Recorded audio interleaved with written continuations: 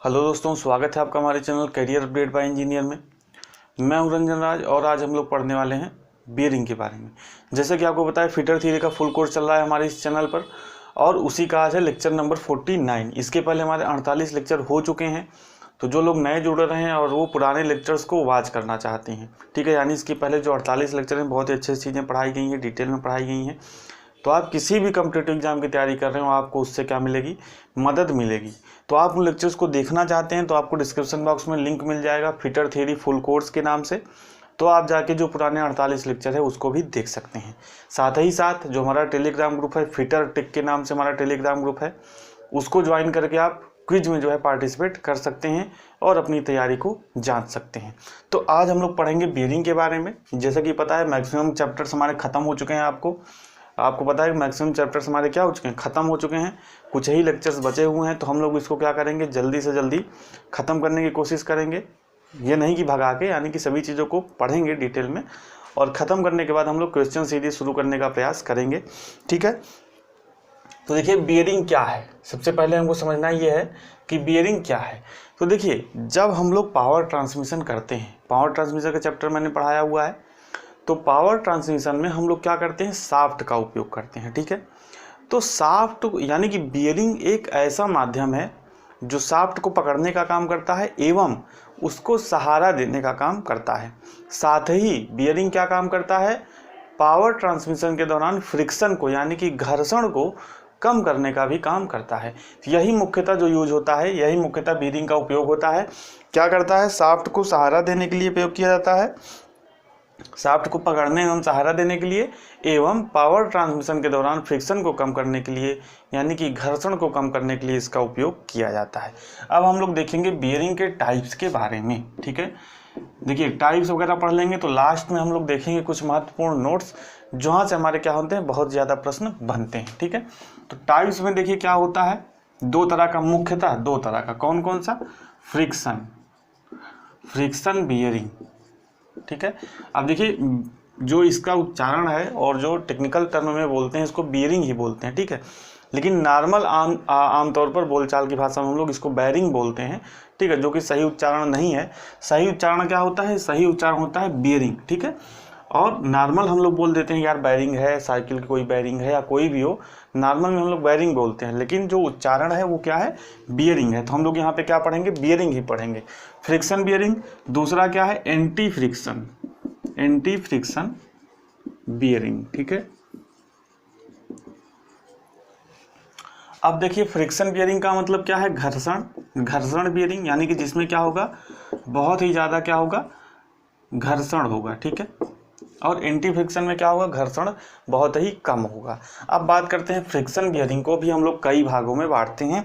इन सभी चीज़ों को हम लोग डिटेल में पढ़ेंगे। पहला है सॉलिड, पहला क्या है, सॉलिड बियरिंग।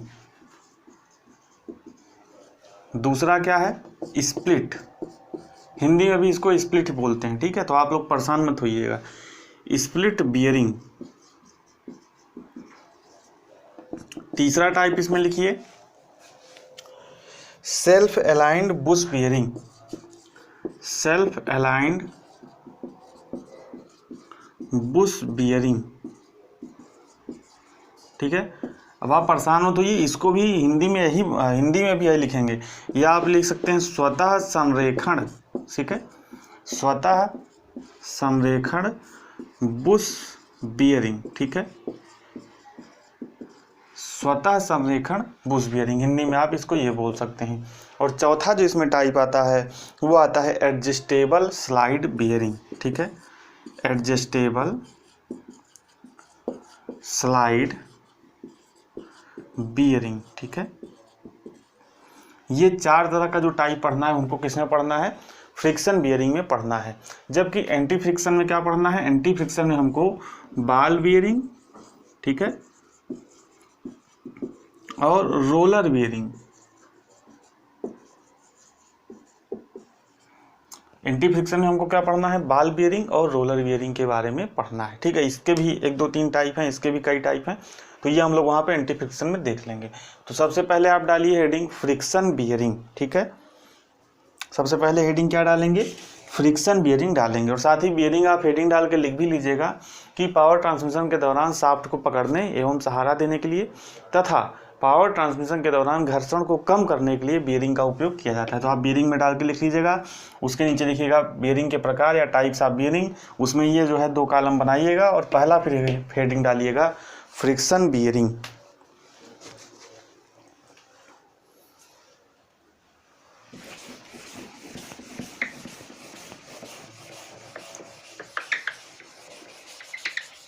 Friction bearing. अब देखिए फ्रिक्शन बियरिंग क्या होते हैं, नॉन फेरस मेटल के बनाए जाते हैं। ठीक है, तो ध्यान से इसकी संरचना आप समझिएगा।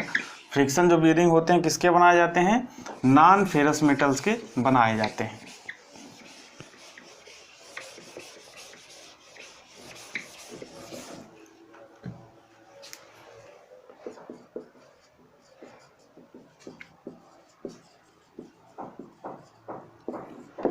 तो आप इसमें लिख लीजिए ये नॉन फेरस मेटल, ये नॉन फेरस यानी कि जिसमें लोहा ना हो, ठीक है, कोई फेरस धातु ना हो, ये नॉन फेरस मेटल के बनाए जाते हैं।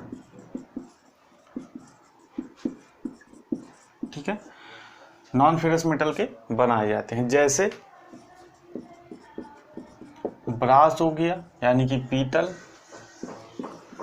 ब्रॉन्ज हो गया यानी कि कांसा, और गन मेटल। ठीक है, गन मेटल।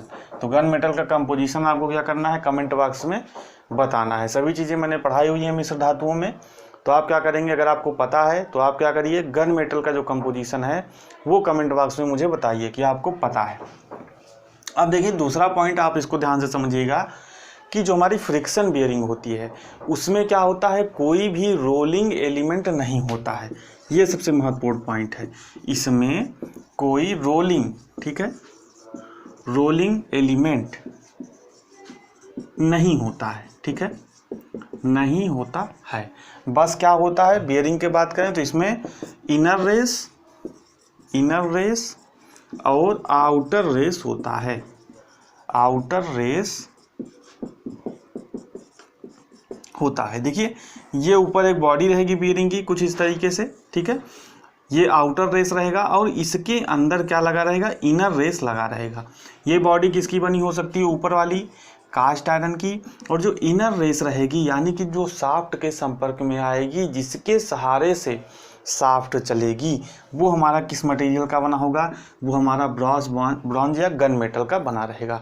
और जब शाफ्ट डायरेक्ट इसके संपर्क में, प्रत्यक्ष रूप से संपर्क में आएगी, क्योंकि ये क्या है, ये फ्रिक्शन बियरिंग है, यानी कि जो शाफ्ट है इसके प्रत्यक्ष रूप से संपर्क में रहेगी और जब चलेगी तो शाफ्ट नहीं घिसेगी। ये क्या हो जाएगा, जो इनर रेस में जो हमारा ये कोई नॉन फेरस मेटल मुलायम धातु, शाफ्ट धातु लगा रहेगा, ये घिस जाएगा। और जब ये घिस जाएगा तो हम इसको क्या करेंगे, फिर से चेंज कर लेंगे। ठीक है, तो यही होता है फ्रिक्शन बियरिंग। यानी कि इसमें क्या होती है, इसमें शाफ्ट बियरिंग में प्रत्यक्ष रूप से संपर्क में आती है, यानी कि फ्रिक्शन बहुत ही ज़्यादा होता है। ठीक है, अब हम लोग बात करते हैं इसके टाइप्स की। ठीक है, तो पहला है क्या, सॉलिड बियरिंग। पहला है सॉलिड बियरिंग। ठीक है, तो जस्ट सेम यही है। सॉलिड बियरिंग क्या है, यही है, एकदम पूरा सॉलिड बना रहेगा। एक आउटर रेस रहेगा और क्या रहेगा, इनर रेस रहेगा। ठीक है, और इनर रेस के संपर्क में हमारा बीच में यहाँ पे क्या रहेगा, बीच में हमारा यहाँ पे शाफ्ट रहेगा और प्रत्यक्ष रूप से संपर्क होगा और ये चलेंगी। अब आपको एक पॉइंट यहाँ पे याद रखना है कि सॉलिड बियरिंग को क्या कहते हैं, बुश बियरिंग। बुश बियरिंग भी कहते हैं। ठीक है, solid bearing is also known as bush bearing. Use आपसे पूछ सकता है कभी कभी, तो कम स्पीड पर चलाने के लिए। ठीक है, कम स्पीड पर चलाने के लिए, यानी कि शाफ्ट को जहाँ पर बहुत ही कम स्पीड पर चलाना होता है वहाँ पर क्या किया जाता है, इसका उपयोग किया जाता है। दूसरा क्या है, दूसरा लिखिए स्प्लिट बियरिंग। ठीक है, इसी में फ्रिक्शन वाले में दूसरा क्या लिखेंगे, स्प्लिट बियरिंग। अभी आप बस ऐसे ध्यान से समझते चलिए, बाकी मैं जब भैया आपको लास्ट में नोट्स लिखाऊंगा तो सभी डाउट आपके क्लियर हो जाएंगे। ठीक है, दूसरा क्या है, स्प्लिट बियरिंग। अब ये क्या होती है, ये दो पार्ट में डिवाइड होती है, ठीक है। यानी कि जैसे एक सॉलिड पूरा बियरिंग था, एक ही पार्ट था, यहाँ पे ऐसा नहीं है। ये बियरिंग क्या होती है, दो पार्टों में बटी हुई होती है, ठीक है। तो इसको हम लोग क्या कहते हैं, इसको हम लोग कहते हैं स्प्लिट बियरिंग, ठीक है। इसमें आपको जो है याद रखना है, बड़े व्यास की शाफ्ट को सहारा देने के लिए, ठीक है। तो इसका उपयोग आपसे पूछता है, बड़े व्यास की शाफ्ट को सहारा देने के लिए किस बियरिंग का उपयोग किया जाता है, तो स्प्लिट बियरिंग का उपयोग किया जाता है। अब आप तीसरा डालेंगे सेल्फ अलाइंड बुश बियरिंग।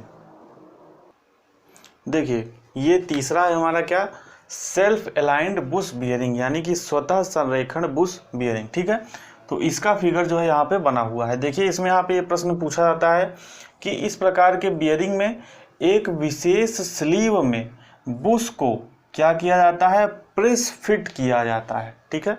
ये प्रश्न पूछा जाता है कि किस प्रकार के बियरिंग में एक विशेष स्लीव में बुश को क्या किया जाता है, प्रेस फिट किया जाता है। तो कौन सी बियरिंग होती है, सेल्फ अलाइंड बुश बियरिंग। अब देखिए फिट कई तरह की होती है, मैंने आपको पढ़ाया है लिमिट फिट टॉलरेंस में।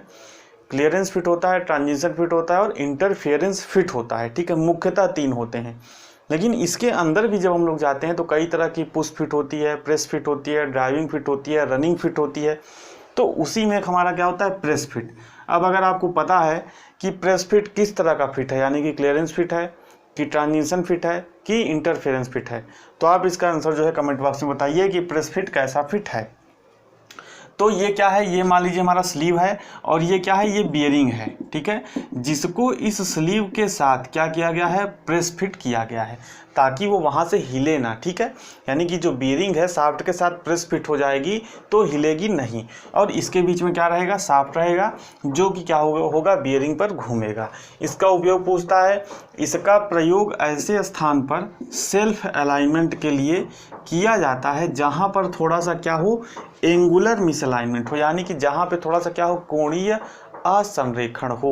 असंरेखण मतलब क्या समझ रहे हैं, संरेखण मतलब क्या, एक सीधी रेखा में होना, ठीक है।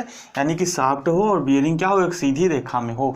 लेकिन क्या हो, अगर कहीं पर थोड़ा सा एंगुलर मिसअलाइनमेंट हो, यानी कि मान लीजिए हमारा बियरिंग ऐसे लगा है और शाफ्ट में ऐसे थोड़ा सा ये एंगुलर मिसअलाइनमेंट है, ठीक है। क्या है, एंगुलर मिसअलाइनमेंट इस तरह के है, तो हम लोग क्या करते हैं, इस सेल्फ अलाइंड बुश बियरिंग का जो है उपयोग कर सकते हैं। अब चौथा आता है, ये क्या आता है, एडजस्टेबल स्लाइड बियरिंग। चौथा जो बियरिंग का टाइप है हमारा एडजस्टेबल स्लाइड बियरिंग, जिसका ये क्या बना हुआ है, जिसका ये फिगर बना हुआ है। यहाँ पे समझिए सभी चीज़ें मैं पहले से लिख लेता हूँ, क्योंकि लिखने में क्या होता है, बहुत ही ज़्यादा समय चला जाता है, ठीक है। तो वीडियो भी बहुत ज़्यादा लंबी हो जाती है और आप लोग भी नहीं देखते हैं, ठीक है। इसलिए सभी चीज़ों को मैं प्रयास करता हूँ पहले से लिख लूँ और उसके बाद जो है वीडियो बनाई जाए, ठीक है। इसका देखिए एडजस्टेबल स्लाइड बियरिंग क्या होता है कि इस प्रकार के बियरिंग में बियरिंग को हाउसिंग के टेपर होल में फिट किया जाता है। यानी कि क्या होता है, हाउसिंग में जिसमें बियरिंग को फिट किया जाता है उसमें क्या बना होता है, एक टेपर्ड होल बना होता है जिसमें क्या किया जाता है, बियरिंग को जो है फिट किया जाता है। और घिसावट के लिए, एडजस्टमेंट के लिए इसका एक स्लॉटेड रिंग नट द्वारा कसा जाता है। यहाँ पे हमारा क्या लगा होता है, स्लॉटेड रिंग नट, ठीक है, जिसके द्वारा हम लोग क्या कर सकते हैं, कितना फ्रिक्शन जनरेट हो, कितना इसको ढीला करना है, कितना टाइट करना है, इसके द्वारा हम लोग क्या कर सकते हैं, इसके द्वारा हम लोग एडजस्ट कर सकते हैं।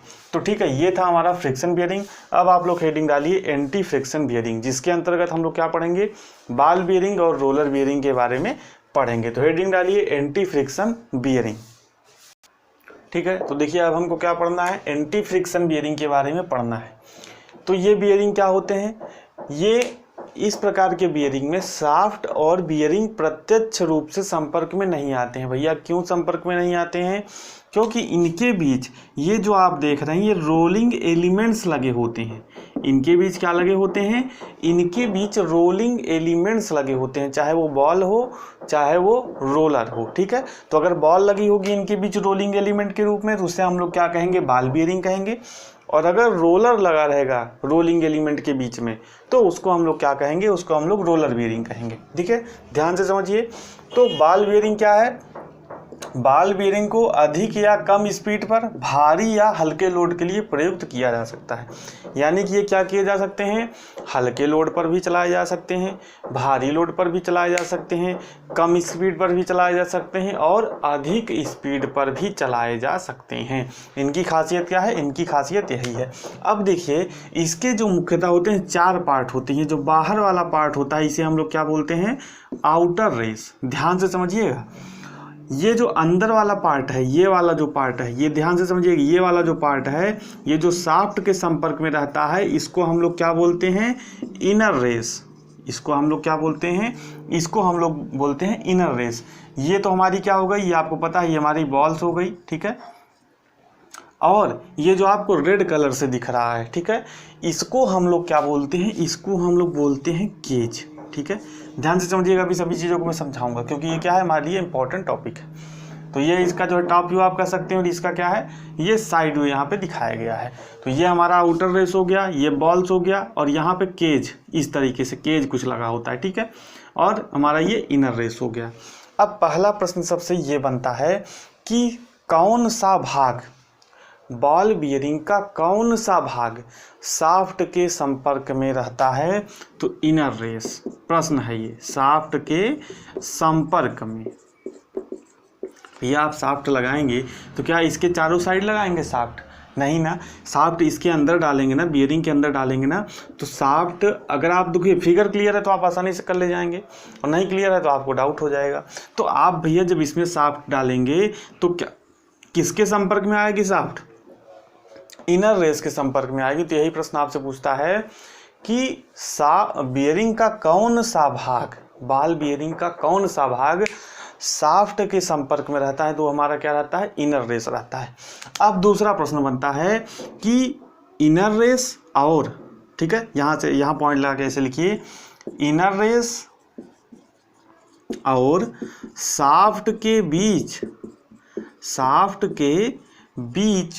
कौन सी फिट रहती है, कौन सी फिट, मैंने अभी आपको फिट के बारे में बताया, कौन सी फिट रहती है, तो ये रहती है भैया, आप क्या मारेंगे, अगर आपको नहीं पता है तो आप मारेंगे क्लियरेंस फिट रहती है, लेकिन ऐसा कुछ नहीं है। कौन सी फिट रहती है, इंटरफेरेंस फिट। इंटरफेरेंस फिट कैसे भैया, अब देखिए अगर हमारा सॉलिड बियरिंग है तो हम क्या चाहते हैं कि जो शाफ्ट है वो इनर रेस जो लगा हुआ है उसमें घूमे, तो हम वहाँ पे क्या रखेंगे, क्लियरेंस फिट रखेंगे। लेकिन यहाँ पे क्या होता है, हम ये चाहते हैं कि जो हमारा इनर रेस है वो शाफ्ट के साथ साथ घूमे, ना कि शाफ्ट इनर रेस के अंदर ही घूम जाए। भैया जब शाफ्ट अगर इस इनर रेस के अंदर ही घूम जाएगी तो हमारा ये बॉल और लगाने का मतलब क्या हुआ, तब तो ये सॉलिड बियरिंग हो गया ना। जब यहाँ पे ये एकदम इंटरफेरेंस फिट रहेगी, एकदम टाइट फिट रहेगी, तो ये जो शाफ्ट है ये इस इनर रेस को अपने साथ साथ घुमाएगा, और जब इनर रेस घूमेगा तो ये जो बॉल्स लगी हैं ये घूमेंगी और हमारा तब जाके फ्रिक्शन कम होगा। और अगर क्लियरेंस फिट हम यहाँ पे रख देंगे इनर रेस और शाफ्ट के बीच, तो शाफ्ट इसके अंदर ही घूम जाएगा, तो क्या वो बॉल्स को अपने साथ घुमा पाएगा, तो जो हमारा मेन पर्पज है वही क्या हो जाएगा, ख़त्म हो जाएगा। तो ये प्रश्न आपसे पूछता है कि इनर रेस और शाफ्ट के बीच कौन सी फिट रहती है, तो इनर रेस और शाफ्ट के बीच इंटरफेरेंस फिट रहती है। दूसरा प्रश्न ये बन गया। तीसरा प्रश्न ये बनता है कि बॉल्स, यानी कि जो बॉल्स लगी होती हैं यहाँ पे, जो गोलियाँ लगी होती हैं वो किसकी बनी होती हैं, तो आप इसमें लिखिए nickel chromium steel, nickel chromium steel या कार्बन क्रोम स्टील, ठीक है। यानी कि जो ये बॉल्स होती हैं, क्योंकि आपको पता है इन्हीं के ऊपर पूरा लोड रहता है, पूरा प्रेशर रहता है, तो ये किसकी बनी होती हैं, ये बनी होती हैं कार्बन क्रोम स्टील की। अब बात आती है कि बॉल बियरिंग में कौन सा कॉन्टैक्ट रहता है, यानी कि बियरिंग और जो रेस होती है, यानी कि इनर रेस हो या आउटर रेस हो, उनके बीच कैसा कॉन्टैक्ट रहता है, तो उनके बीच यानी कि बॉल्स लिख लीजिए और रेस के बीच पॉइंट कांटेक्ट रहता है, पॉइंट कांटेक्ट रहता है। अगर नहीं दिख रहा है तो मैं बोल रहा हूँ उसको लिख लीजिए, बॉल्स और जो हमारी रेस होती है उसके बीच कौन सा कॉन्टैक्ट रहता है? पॉइंट कॉन्टैक्ट रहता है। जैसे हमारा मान लीजिए कोई सरफेस है, इस पर हम कोई गोली रख देंगे तो एक ही पॉइंट पे तो भैया टच करेगी। ठीक उसी तरीके से बॉल्स और रोलर्स के बीच क्या रहता है? पॉइंट कॉन्टैक्ट रहता है। पांचवा प्रश्न क्या बनता है कि जो केज है भैया, इसका क्या काम होता है? यानी कि बॉल बियरिंग या रोलर बियरिंग में अगर जो हम केज उपयोग करते हैं वो उसका क्या काम होता है? तो ये जो हमारी बॉल्स होती हैं यानी जो गोलियां होती हैं, इसको अपनी जगह पर रखने का काम करता है। अगर यहाँ भी केज नहीं होगी तो ये गोलियां क्या होंगी? पूरे मतलब घूमेंगी भी, साथ ही जो जगह है पूरे जगह में ट्रैवल भी करती रहेंगी। तो हमको ये नहीं चाहिए कि गोलियां जो है इधर से उधर जाएं, वो एक ही जगह पर क्या हो? चलें, यानी कि एक जगह पर क्या रहें? फिक्स रहें। तो उसके बीच क्या कर दिया जाता है? एक केज आप लोगों ने देखा होगा भाई, कहीं बियरिंग वेयरिंग आप देखे होंगे तो एक पतला सा एक केज टाइप का, यानी कि केज मतलब क्या? जाल लगा रहता है, जिससे क्या होती है? गोलियां उसी में फिट रहती हैं और अपनी जगह से हिलती उलटी नहीं है, यानी घूमती तो है लेकिन इधर से यहाँ से अगर इसको यहाँ जाना है, यहाँ से इसको यहाँ जाना है तो वो नहीं होगा। ठीक है, तो इसीलिए हम लोग क्या करते हैं, यानी कि जो बॉल्स होती हैं उसको अपने स्थान पर रखने के लिए हम लोग क्या इसका इस्तेमाल करते हैं? केज का इस्तेमाल करते हैं। और यही प्रश्न आपसे पूछता है कि जो केज है वो किसका बना होता है? ठीक है, यानी कि बॉल बियरिंग में या एंटी फ्रिक्शन बियरिंग में जो केज उपयोग किया जाता है वो किसका बना होता है? तो ये पीतल का बना होता है। ठीक है, पीतल का बना होता है। ठीक है, तो इतने जो कुछ प्रश्न हैं ये अभी आमतौर पर मैंने बताए, बाकी मैं अभी आपको नोट्स के माध्यम से सभी चीज़ें लिखाऊंगा। ठीक है, तो इतने जो है चीज़ें, अगर आपका ये डाउट जो है ये सभी चीज़ें क्लियर हो गई तो बॉल बियरिंग से जो भी प्रश्न आएगा उसको आप कर ले जाएंगे। ठीक है, अब बॉल बियरिंग के टाइप्स की बात करें, जो मैंने आपको कहा था कि बॉल बियरिंग्स भी कई टाइप की होती हैं। तो यहाँ पे क्या लिखा है? Self aligned ball bearing. जैसे वहाँ पे था सेल्फ अलाइंड बुश बियरिंग, जब हम लोग फ्रिक्शन बियरिंग में देखा था, उसी तरीके से यहाँ पे क्या है? Self aligned ball bearing. ठीक है, तो यह क्या है? यह बियरिंग ऐसी अलाइनिंग के लिए उपयुक्त होता है जहां पर शाफ्ट के मिस अलाइनमेंट के कारण थोड़ा सा झुकाव हो, यानी कि शाफ्ट में क्या हो? मिस अलाइनमेंट के कारण थोड़ा सा झुकाव हो, तो वहां पर क्या किया जाता है? सेल्फ अलाइंड बॉल बियरिंग का उपयोग किया जाता है। तो इसमें दो बियरिंग और हैं, इसको भी देख लीजिए। इसके बाद हम लोग बढ़ेंगे रोलर बियरिंग की तरफ। ठीक है, और रोलर बियरिंग पढ़ने के बाद लास्ट में देखेंगे नोट्स।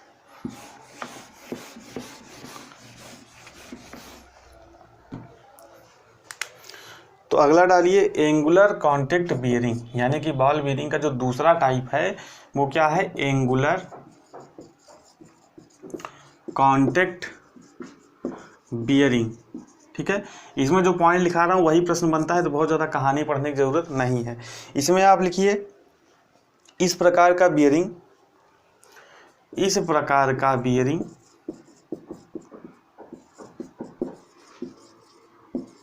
अक्षीय थ्रस्ट लेने के साथ क्या करता है?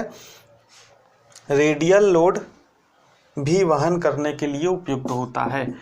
रेडियल लोड वहन, यानी कि रेडियल लोड लेने के लिए भी, वहन करने के लिए भी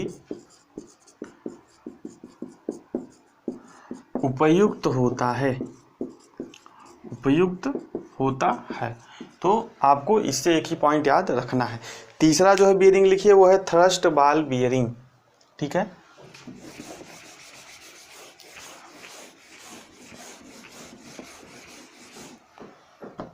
बॉल बियरिंग में जो तीसरा लिखिए वो क्या है? Thrust ball bearing. ठीक है, वर्टिकल लोड, यानी कि इसका फिगर आप बनाइए कुछ इस तरीके से होता है। वर्टिकल लोड लेने के लिए क्या होता है? उपयुक्त होता है।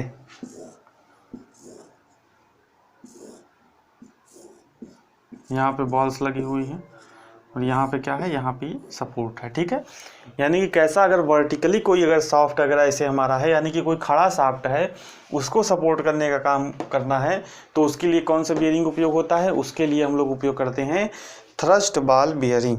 तो इसमें लिख लीजिए इस प्रकार का बियरिंग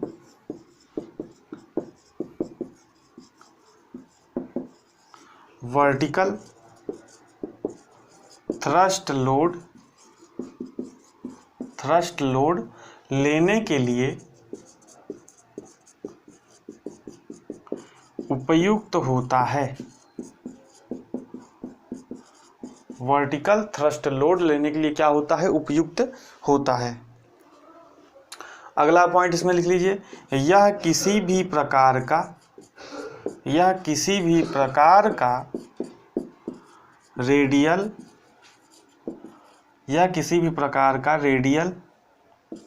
लोड नहीं ले सकता है।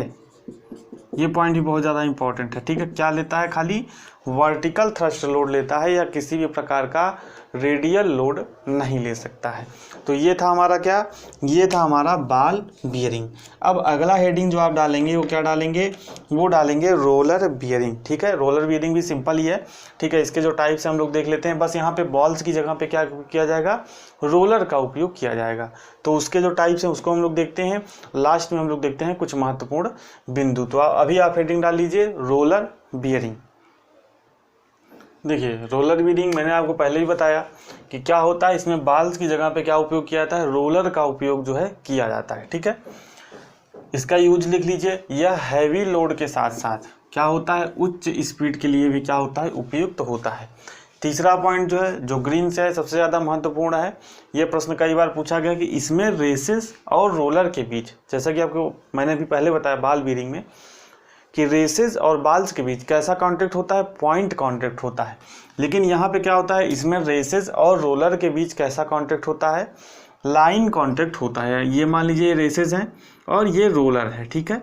इस तरीके से रोलर है, तो देखिए कैसा कॉन्टैक्ट रहेगा? देखिए लाइन कॉन्टैक्ट रहेगा, ठीक है। तो यही प्रश्न जो है आपसे पूछा जाता है। अब ये भी बियरिंग कई तरह की होती है। पहला क्या है? सेल्फ अलाइंड रोलर बियरिंग, ठीक है। क्या होता है? Self aligned roller bearing. तो यहाँ पे भी वही हो जाएगा जैसा कि हम लोगों ने बॉल बियरिंग में पढ़ा था कि इसका उपयोग वहाँ पे किया जाता है जहाँ पर मिस अलाइनमेंट के कारण शाफ्ट में क्या हो? थोड़ा सा झुकाव हो। तो आप इसको लिख लीजिएगा। दूसरा क्या है? Needle bearing.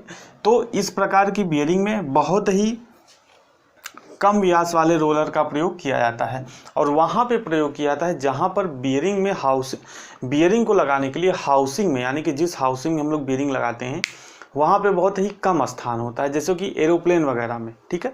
वहाँ पर बहुत ही हम लोग को सभी चीज़ें क्या होती है? कॉम्पैक्ट रूप में बनानी होती हैं।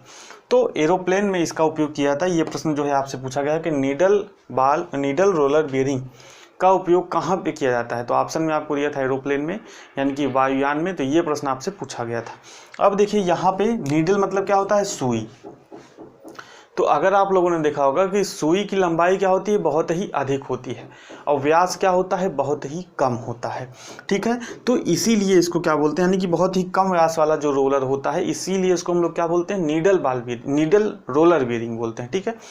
अब ये प्रश्न आपसे पूछता है कि भैया कि जो इसका व्यास रहेगा, ठीक है, इसकी लंबाई जो रहेगी, यानी कि नीडल सुई है, सुई समझिए, ध्यान से समझिए कि सुई की लंबाई व्यास का कितने गुना रहेगी, ठीक है। यानी कि जो इस नीडल रोलर बियरिंग की लंबाई रहेगी वो इसके व्यास के कितना गुना अधिक रहेगी। तो यहाँ पे आप लिख लीजिए लंबाई क्या होती है? व्यास का 10 से 15 गुना अधिक, ठीक है। यानी कि अगर इसका व्यास 1 mm है, 1 मिलीमीटर है, तो इसकी लंबाई क्या होगी? 10 से 15 mm होगी। ये प्रश्न आपसे पूछा गया था कि नीडल जो रोलर बियरिंग होता है उसमें जो इसकी लंबाई है वो कितनी रखी जाती है? इसकी लंबाई कितनी रखी जाती है? तो इसके व्यास से 10 से 15 गुना अधिक रखी जाती है। आपको ऑप्शन में दिया रहेगा 5 से 10 गुना अधिक, 10 से 15 गुना अधिक, 15 से 20 गुना अधिक, या 20 से 25 गुना अधिक। तो काफ़ी कन्फ्यूजन होता है। तो कितनी अधिक होती है? 10 से 15 गुना क्या होती है? अधिक होती है, ठीक है। तो ये पॉइंट आपको यहाँ से याद रखना है। कहाँ पर उपयोग किया जाता है? एरोप्लेन में। तीसरा जो पॉइंट है वो क्या है? टेपर्ड रोलर बियरिंग, ठीक है। यानी कि रोलर कैसे रहेंगे? टेपर्ड के रूप में रहेंगे। तो इसका उपयोग लिख लीजिए, यह त्रिज्यीय और अक्षीय, यानी कि रेडियल और एक्सियल दोनों लोड को वहन करती है। यानी कि जो इस प्रकार की बियरिंग होती है टेपर्ड रोलर बियरिंग होती है। यह क्या होती है, त्रिज्यीय और अक्षीय दोनों लोड को क्या करती है, वहन करने का काम करती है। तो इसी के साथ हमारा जो ये बियरिंग का टॉपिक है ख़त्म होता है। लेकिन अब हम लोग लिखेंगे कुछ महत्वपूर्ण नोट्स। समझ रहे हैं आप बात को, यानी कि जो एग्जाम में पिछली परीक्षाओं में जो पूछे गए प्रश्न हैं उन प्रश्नों को हम लोग नोट्स के माध्यम से लिखेंगे ताकि एग्जाम समय हमको रिवीजन करने में आसानी रहे। तो आप हेडिंग डाल लीजिए कुछ महत्वपूर्ण बिंदु। ठीक है, देखिए कुछ पॉइंट मैंने लिख लिए हैं। पहला पॉइंट क्या है कि भारी वाहनों में प्रयुक्त बियरिंग, बहुत ही ज़्यादा पूछे जाने वाला प्रश्न है। जितने भी पॉइंट मैं यहाँ पे लिखाऊंगा सभी हमारे प्रश्न हैं और एग्जाम में कई बार पूछे गए हैं। तो इन चीज़ों को आप ध्यान में रख के इन चीज़ों को नोट करिएगा अपने नोट्स में और ज़रूर से ज़रूर नोट कर लीजिएगा, क्योंकि यही प्रश्न होते हैं जो बार बार पूछे जाते हैं। बहुत ही ज़्यादा नए प्रश्न नहीं बनते हैं भाई, एक आध प्रश्न, 2 प्रश्न, 3 प्रश्न नया बन जाएगा। लेकिन जब सभी टॉपिक्स में प्रश्न, सभी उस टॉपिक से मैं मैक्सिमम प्रश्न निकाल के लिखा ही दूंगा तो कितना नया प्रश्न बनाएगा। आप खुद सोचिए, टॉपिक तो लिमिटेड है ना यार, कितना नया प्रश्न बनाएगा। ठीक है, कोई बहुत ज़्यादा इसमें टेक्निकलिटी तो है नहीं कि जिस मटेरियल का बना है उसको बदल देगा, मेरी बियरिंग का मॉडल बदल देगा। सब चीज़ें सेम रहेंगी तो प्रश्न भी क्या रहेगा, प्रश्न भी सेम ही रहेगा। ठीक है, तो लास्ट में नोट्स निकालने का मेरा मतलब यही होता है कि भाई अब प्रश्न तो बार बार रिपीट होते हैं, तो यही नोट्स क्या होते हैं, प्रश्न के रूप में हर बार एग्जाम में पूछ लिए जाते हैं। तो आपके को रिवीजन करने में आसानी रहे, मेन पर्पज़ यही होता है कि कुछ नोट्स लिखाऊं या कुछ महत्वपूर्ण बिंदु के माध्यम से ऐसी चीज़ें लिखा दूं। तो पहला प्रश्न है, भारी वाहनों में प्रयुक्त बियरिंग कौन सा होता है, रोलर बियरिंग होता है। कौन सी बियरिंग रेखा स्पर्श यानी कि लाइन कॉन्टेक्ट होता है। रेखा मतलब क्या, लाइन स्पर्श करती है, तो कौन सी बियरिंग होती है, रोलर बियरिंग। और यहाँ पे अगर पूछ ले कि कौन सी बियरिंग पॉइंट स्पर्श करती है यानी कि बिंदु स्पर्श करती है या पॉइंट कांटेक्ट होता है, तो कौन सी बियरिंग हो जाएगी, बॉल बियरिंग हो जाएगी। तीसरा क्या है, बियरिंग को बाह्य रूप से मजबूत बनाने के लिए कौन सी पद्धति अपनाई जाती है, तो कार्बुराइजिंग पद्धति अपनाई जाती है। ठीक है, बियरिंग को बाह्य रूप से मजबूत बनाने के लिए कौन सी पद्धति अपनाई जाती है, तो कार्बुराइजिंग पद्धति अपनाई जाती है। और कार्बुराइजिंग पद्धति हमारी कैसी पद्धति है, सतह कठोरीकरण यानी कि सरफेस हार्डनिंग का क्या है, एक प्रोसेस है। सभी चीज़ें मैंने आपको सरफेस हार्डनिंग के वाले जो लेक्चर में वो पढ़ाई हुई हैं। चौथा क्या है, बुश बियरिंग के टुकड़े हो जाने का क्या कारण है, तो इसका कारण है शाफ्ट और बियरिंग के बीच क्या होना, अत्यधिक क्लियरेंस होना। ठीक है, तो बुश बियरिंग के टुकड़े हो जाने का मुख्य कारण क्या है, यानी कि टूट क्यों जाती है, तो शाफ्ट और बियरिंग के बीच क्या होता है, अत्यधिक क्लियरेंस होता है जिसके कारण ये टूट जाती है। पांचवा क्वेश्चन पूछा गया है कि बॉल बियरिंग का कौन सा भाग स्थिर रहता है। बहुत इंपॉर्टेंट प्रश्न है। जैसे कि मैंने अभी आपको बताया बॉल बियरिंग पढ़ाते समय कि जो इनर रेस रहता है वो क्या होता है, शाफ्ट के साथ घूमता है। लेकिन जो ये आउटर रेस है ये इनर रेस है। इनर रेस में शाफ्ट को हम लोग क्या कर देंगे, इंटरफेरेंस फिट जब करके फिट कर देंगे तो ये इनर रेस शाफ्ट के साथ घूमेगा, इसके साथ साथ ये बॉल से भी घूमेगा। लेकिन ये जो बाहरी रेस है यानी कि जिसे हम लोग क्या बोलते हैं, आउटर रेस, ये क्या रहता है, ये स्थिर रहता है, ये नहीं घूमता है। ठीक है, तो ये पॉइंट आपसे अब पूछेगा कौन सा भाग शाफ्ट के साथ घूमता है बॉल बियरिंग का, तो आपको क्या बताना है, इनर रेस। और बॉल बियरिंग का कौन सा भाग स्थिर रहता है, तो आपको क्या बताना है, आउटर रेस स्थिर रहता है। ठीक है, छठवां है, रेडियल कॉन्टेक्ट बॉल बियरिंग भारी लोड के लिए प्रयोग किया जाता है। सातवां पॉइंट है, कोणीय कॉन्टेक्ट यानी कि angular contact ball bearing high speed एवं कम भार के लिए क्या होता है, कम भार के लिए प्रयोग किया जाता है। आठवां पॉइंट है, सेंसिटिव ड्रिल मशीन के स्पिंडल में बॉल बियरिंग का उपयोग किया जाता है। यही प्रश्न आपसे ये भी प्रश्न पूछा गया है कि सेंसिटिव ड्रिल मशीन के स्पिंडल में किस बियरिंग का उपयोग किया जाता है, तो सेंसिटिव ड्रिल मशीन के स्पिंडल में बॉल बियरिंग का उपयोग जो है किया जाता है। तो 8 पॉइंट। अब आप लिखिए 9वां पॉइंट। ठीक है, अभी हमारे बहुत से पॉइंट बचे हुए हैं, तो 9वां पॉइंट लिखिए। 9वां पॉइंट है हमारा कि बॉल बियरिंग की माउंटिंग करते समय इनर रेस और शाफ्ट के बीच कौन सा फिट होता है, इंटरफेरेंस फिट। मैंने आपको बताया, लेकिन इसको लिख लीजिए। ठीक है, क्योंकि इंपॉर्टेंट प्रश्न है। 10वां क्या है कि कौन सी बियरिंग ऊर्ध्वाधर थ्रस्ट लोड क्या करती है, वहन करती है, यानी कि वर्टिकल थ्रस्ट लोड वहन करती है। मैंने भी आपको जब थ्रस्ट बाल बीयरिंग पढ़ाया था तब भी आपको ये पॉइंट बताया था कि जो हमारी थ्रस्ट बाल बीयरिंग होती है कैसा लोड वहन करती है, वर्टिकल थ्रस्ट लोड वहन करती है।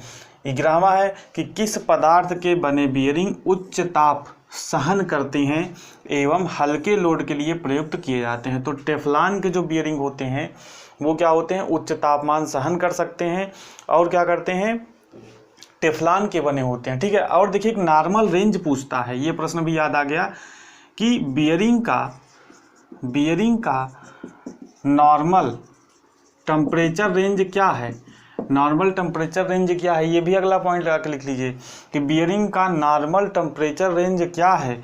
तो 40 से 80 डिग्री सेंटीग्रेड, ध्यान रखिएगा कि नॉर्मल टेम्परेचर रेंज कितना है, 40 से 80 डिग्री सेंटीग्रेड है।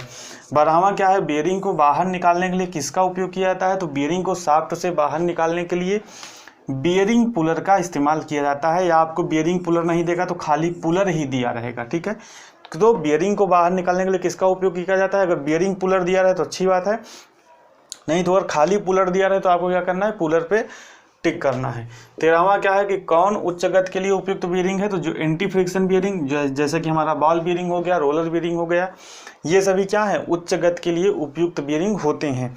ठीक है, ठोस बीयरिंग का हानि आपसे पूछता है कि जो सॉलिड बीयरिंग होता है, फ्रिक्शन बीयरिंग के अंतर्गत हम लोग सॉलिड बीयरिंग या बुश बीयरिंग को पढ़ते हैं, तो उसका हानि क्या है, तो इसका हानि यही है कि होल का डायामीटर अगर एक बार बड़ा हो जाए तो उसे ठीक नहीं किया जा सकता है। हमको क्या, जो अंदर का बुश है नॉन फेरस मेटल का, जो कि हमारा पीतल का बना है या कांसे का बना है या गन मेटल का बना है, उसको हमको चेंज करना पड़ता है। ठीक है, उसको ठीक करने का क्या है, कोई उपाय नहीं है। अगला पॉइंट, 1-2 पॉइंट और है, उसको लिख लीजिए, पॉइंट नंबर 15।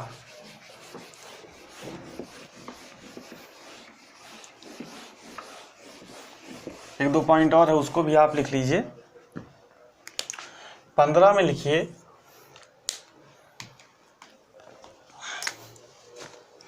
बीयरिंग को धूल मिट्टी व रेत से बचाने के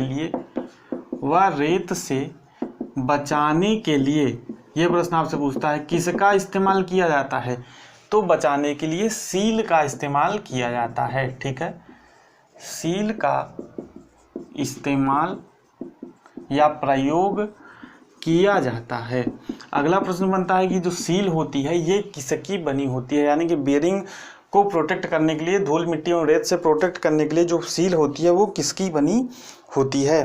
तो आप लिखिए ये लेदर यानी कि चमड़ा, फैब्रिक या नेचुरल रबर की बनी होती है। ठीक है, नेचुरल रबर की क्या होती है, बनी होती है। अगला पॉइंट लिखिए, पॉइंट नंबर 16, ये भी इंपॉर्टेंट है कि बीयरिंग के महत्वपूर्ण कारक क्या हैं। बीयरिंग के महत्वपूर्ण कारक क्या है। ठीक है, ये आपसे बहुत ज़्यादा कारक है, ये कारण नहीं है, जल्दी से लिख लीजिए, बीयरिंग के महत्वपूर्ण कारक। तो ये क्या होता है, ये हमारा होता है शाफ्ट का भार तथा गति। ये प्रश्न आपसे पूछा गया था, ऑप्शन में और भी चीज़ें आपको दी रहेंगी, लेकिन आपको एक ही याद रखना है कि बीयरिंग के महत्वपूर्ण कारक क्या है। तो बीयरिंग का महत्वपूर्ण कारक शाफ्ट का भार तथा गति है। ठीक है, और बाकी चीज़ें मैंने आपको शुरू में ही पढ़ा दी, जिसको नोट से लिखाने की ज़रूरत नहीं है। जैसे कौन सी बीयरिंग त्रिज्यीय और अक्षीय यानी कि रेडियल और एक्सियल दोनों भार को वहन करती है, तो कौन सी बीयरिंग होती है, तो ये हमारी होती है टेपर रोलर्ड बीयरिंग। ठीक है, तथा जो त्रिज्यीय और अक्षीय भारों का जो अनुपात होता है वो क्या होता है, 1 से अधिक होता है, ये भी आप याद रखिएगा। तो यहाँ पे लिख लीजिए कौन सी बीयरिंग में, टेपर्ड रोलर बीयरिंग में। ठीक है, टेपर्ड रोलर बीयरिंग, ठीक है, इक्वल टू करके लिख लीजिए आप यहाँ पे रेडियल, ध्यान से समझिएगा, सुन लीजिए अगर नहीं समझ में आ रहा, रेडियल लोड अपॉन, आप लिख लीजिए क्या, axial load, radial load upon axial load, अनुपात क्या होता है, इकाई से ज़्यादा होता है, यानी कि इज ग्रेटर देन 1। ठीक है, ध्यान से आप समझ के यहाँ से लिख लीजिए। ठीक है, ऊपर लिख लीजिए इन टेपर्ड रोलर बियरिंग। ठीक है, इन टेपर्ड रोलर बियरिंग ऐसे लिख लीजिए, और उसमें लिखिए radial load upon axial load is greater than 1, यानी कि जो इनका अनुपात होता है क्या होता है, इकाई से अधिक होता है, यानी कि 1 से अधिक होता है। ये भी प्रश्न जो है आपसे पूछा गया था। और ये प्रश्न भी पूछा जाता है कि कौन सी बियरिंग त्रिज्यीय और अक्षीय दोनों लोड लेने के प्रयुक्त होती है, तो कौन सी होती है, टेपर्ड रोलर बियरिंग होती है। तो इतने ही कुछ प्रश्न थे। बाकी जो प्रश्न पूछा गया था कि नीडल रोलर बियरिंग में जो रोलर की लंबाई होती है उसके व्यास से कितना गुना अधिक होती है, TG2 2015 में ये प्रश्न पूछा गया था। यूपी आर्नल TG2 की जो वैकेंसी 2015 में आई थी उसमें ये प्रश्न पूछा गया था, कितनी अधिक होती है, तो 10 से 15 गुना, 15 से 20 गुना, 5 से 10 गुना, 20 से 25 गुना। तो मैंने आपको बताया कितनी अधिक होती है, 10 से 15 गुना अधिक होती है। बड़े व्यास की शाफ्ट के लिए किस बियरिंग का उपयोग किया जाता है, तो स्प्लिट बियरिंग का उपयोग किया जाता है। तो कुछ ऐसे ही प्रश्न यहाँ से आपसे जो है पूछे जाते हैं। मैंने कोशिश की कि जितने भी प्रश्न यहाँ से बन सकते हैं वो आपको कराए जाएं। अगर आपको कोई डाउट बचा हो, कोई प्रश्न आपको नहीं आ रहा हो, तो आप कमेंट कर दीजिएगा, मैं उसका जवाब जरूर दूंगा। लास्ट में वीडियो पसंद आया हो तो लाइक कर दीजिए और शेयर कर दीजिए अपने दोस्तों के साथ ही चैनल को सब्सक्राइब नहीं किए तो सब्सक्राइब कर लीजिए, ताकि जो भी अगली वीडियो में अपलोड करूं उसका नोटिफिकेशन आपको मिल जाए। और जल्दी से जल्द 3 से 4 लेक्चर हम लोग क्या करेंगे, फिटर थ्योरी के फुल कोर्स को समाप्त करने का प्रयास करेंगे और उसके बाद क्वेश्चन सीरीज शुरू करने का प्रयास करेंगे। तो मिलते हैं नेक्स्ट वीडियो में नए टॉपिक के साथ, तब तक बने रहिए हमारे साथ। बहुत बहुत धन्यवाद।